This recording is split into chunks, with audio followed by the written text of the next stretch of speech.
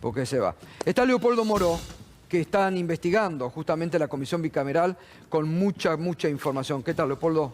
¿Qué tal, Gustavo? ¿Cómo estás? Buenas noches, bien. Bien. Y frente a todo esto, ¿puede, como salió a decir hoy María Eugenia Vidal, ¿qué tiene de ilegal la reunión? Que vayan a la AFI. Mira, para quienes tenemos ya muchos años de militancia política y compromiso político, no importa con qué sector, sino con la vida social y política de la Argentina, con la democracia, es muy doloroso que alguien que ha tenido responsabilidades tan importantes como la gobernadora de la provincia mienta descaradamente. Yo no escuché exactamente el reportaje que hoy le hicieron, pero tengo frases o respuestas que ella dio en esa charla. En primer lugar, miente cuando dice que, como lo están demostrando ustedes aquí, sus funcionarios no sabían que los que estaban participando de la reunión eran altos jerarcas de la AFI. Chau, caído eso. Yo te voy a dar un solo ejemplo. Precisamente el viceministro del gobierno de Vidal, este señor Adrián Grassi, es amigo personal de De Stefano mucho antes de que De Stefano fuera director jurídico de la AFI. Es más, De Stefano era miembro del Consejo de la Magistratura de la Ciudad de Buenos Aires y fue el que le tomó el examen cuando Grassi se postuló para fiscal de la ciudad a Grassi, y él lo impulsó para que fuera fiscal. Te doy un solo ejemplo que demuestra la falacia, las mentiras, la hipocresía. Villegas había tenido reuniones previas con la gente de la AFI. La famosa azafata que entra y sale allí, sí. ¿Con quién se comunica? Con una sola persona, con Dalmau Pereira. ¿Por qué? Porque lo conocía del día anterior. Cuando Dalmau Pereira fue con 3 técnicos de la AFI a armar las cámaras de seguridad. Claro. Perdón, las cámaras de filmación. Claro. A ver, nos podríamos pasar toda la noche contando cosas de este tipo, pero lo concreto es lo siguiente. Hay muchas preguntas para hacerle a Vidal, por ejemplo. ¿Por qué tenía ella un teléfono encriptado de la AFI? ¿Qué otro gobernador tenía un teléfono encriptado de la AFI? ¿Cornejo tenía un teléfono encriptado? No. Te estoy hablando de gobernadores. ¿Morales? Morales tampoco. Valdés tenía... No. ¿Por qué ella era la única gobernadora que tenía un teléfono encriptado? ¿Por qué Contegrán era el único procurador fiscal de los 23 procuradores fiscales de toda la República Argentina que tenía un teléfono encriptado? Casal. Ni Casal tenía un teléfono. A pesar de que Casal interviene en delitos federales, lo que hubiera... Tampoco lo tendría que tener, sí, pero hubiera sido más justificable. ¿Por qué lo tenían? Porque ellos formaban parte, Vidal, Contegrán, formaban parte del entramado mafioso que llevó adelante esta red de espionaje ilegal y persecución política que, como te he dicho muchas veces, es la más grande de la historia democrática de la Argentina.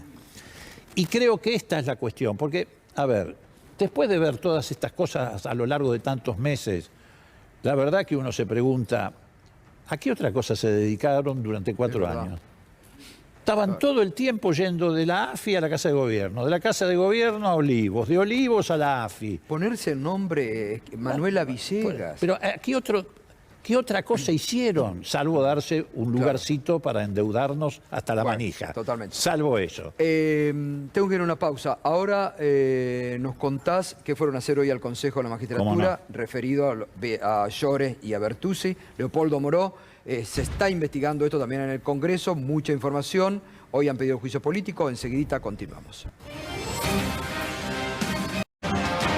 Seguimos esta noche en Minuto 1, nos estás acompañando con el hashtag Relato Alocado, lo que se vive en la Argentina. Esto de Vidal también forma parte del relato alocado, porque en la comisión, si no me equivoco, cuando fue a Rivas y Magdalani, ustedes los tuvieron sentados ahí. Así es. Le preguntaron sobre María Eugenia Vidal y las bases AMBA que había instalado la AFI. ¿Qué dijeron?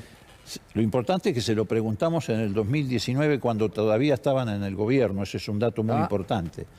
Y lo que nos dijeron los dos es que María Eugenia Vidal no solamente sabía de la existencia de estas bases de espionaje que apenas asume Macri en el 2016, abre en el Gran Buenos Aires porque creía que era un territorio política y socialmente hostil, sino que nos dijeron que María Eugenia Vidal les había dicho en qué lugares tenían que ubicar las bases de AFI, o sea, en qué distritos tenían que ubicar las bases de la AFI.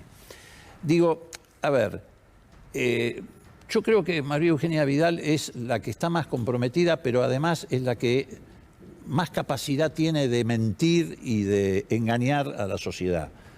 Por su gestualidad, porque se maneja con esa expresión casi como dejando al pasar las circunstancias que se reúnen. Pero bueno, lo importante es que hoy, lo más importante, Gato, es que hoy estuvimos en el Consejo de la Magistratura. Cuando digo estuvimos, estuvo la Comisión Bicameral de Inteligencia en el Consejo de la Magistratura. Este es un dato inédito en la historia institucional de la Argentina. Es la primera vez que una comisión parlamentaria se presenta en el Consejo de la Magistratura a pedir el juicio político por mal desempeño, en este caso de 2 camaristas, de Bertucci y Llorens. Que dijeron que eran... que todo esto era cuestión de cuenta propista, de 4 perejiles. Exacto. Pero resulta que todo esto fue un mecanismo muy aceitado que reunió enclaves estratégicos del Estado que se articularon para llevar esto adelante. La AFI, la AFIP que te hacía espionaje fiscal, la UIF que te hacía espionaje financiero, la Dirección General de Migraciones que hacía espionaje sobre los movimientos de personas y el Servicio Penitenciario Federal que era el que te cableaba las cárceles para escuchar lo que conversaban los presos políticos, no solo con sus familiares, sino que lo que es más grave con sus abogados. Exacto. Vos te das cuenta que 4 perejiles no podían organizar articular todas estas estructuras del Estado. El fallo es vergonzoso, es lo que se denomina un fallo irrita, es decir, un fallo que dejó de lado el derecho. Es un fallo que no solamente daña a las víctimas, sino que daña el sistema democrático. Porque si este fallo se mantuviera en pie, es una jurisprudencia que el día de mañana cualquier otro gobierno podría utilizar, no solamente para hacer esto, sino para hacer algo peor, bajo la cubierta de que lo hacen perejiles o que lo hacen cuentapropistas.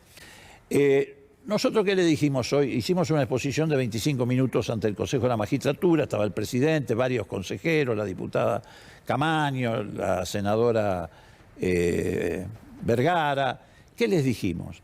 Básicamente, en la Argentina, el daño más grande que hizo todo esto que están mostrando ustedes y que muestran casi todos los medios, con excepción de algunos, el daño más grande es que rompieron el pacto democrático que se selló en el 83.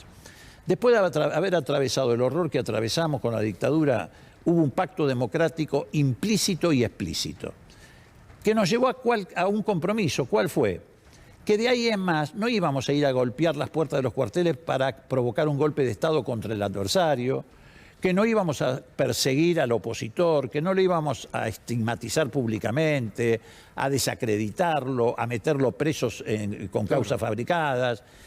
Ese pacto democrático, además, fue también explícito, porque en la época de Alfonsín sancionamos la Ley de Defensa Nacional que le dio un lugar a las Fuerzas Armadas para que no intervinieran más en la vida política de la Argentina. Y cuando se rompió eso, en Semana Santa y con Menem, con Seyneldin, salimos todos a defender... Todo el sistema democrático salió a defender ese concepto. Totalmente. Y en la época de Menem, te estoy hablando de gobiernos muy diferentes, sancionamos por unanimidad la Ley de Seguridad Interior para que las fuerzas de seguridad interior no hicieran lo que hizo el gobierno de Macri, es decir, meterse en la vida privada de la gente, perseguir opositores. Bueno, ese pacto democrático lo rompió el gobierno de Macri. ¿Qué le pedimos hoy al Consejo de la Magistratura? Que ayude a recomponerlo. ¿Y cómo? Impidiendo que estos jueces, que antes eran los que formaban parte como eslabón fundamental del sistema, porque eran los que daban la puntada final a todo esto. Lloren era el que iba a jugar al pádel con... No, pero además eran los que daban la puntada final, porque eran los que te metían presa a la gente, los que perseguían, los que inventaban testigos truchos, etcétera. Bueno, eso no puede quedar en la impunidad. Y dijimos, el pacto democrático hay que reconstruirlo con el esfuerzo del Parlamento, de los jueces que tienen que revisar todas estas sentencias y del Consejo de la Magistratura, que tiene que castigar severamente a estos jueces que cometieron el delito de la arbitrariedad. Ejercitaron el prevaricato. Prevaricato significa dejar de lado deliberada y voluntariamente el derecho para favorecer una de las partes. Gracias, Leopoldo. Vamos a ver, porque el Consejo de la Magistratura está en deuda. Se tiene que empezar a mover un poquito más. Sin embargo, te voy a decir una cosa. Inmediatamente que hicimos la exposición, le trasladaron la denuncia a la Comisión de Disciplina, estaba allí presente la presidenta de la Comisión de Disciplina, y se comprometieron a iniciar rápidamente el proceso. Bueno, está muy bien, porque ya hay otros pedidos de juicio político también sobre estos camaristas, ¿no? Pero así hay que infinidad. Y es grave todo lo que han presentado. Así es. Gracias, Leopoldo. No, al contrario. Gracias.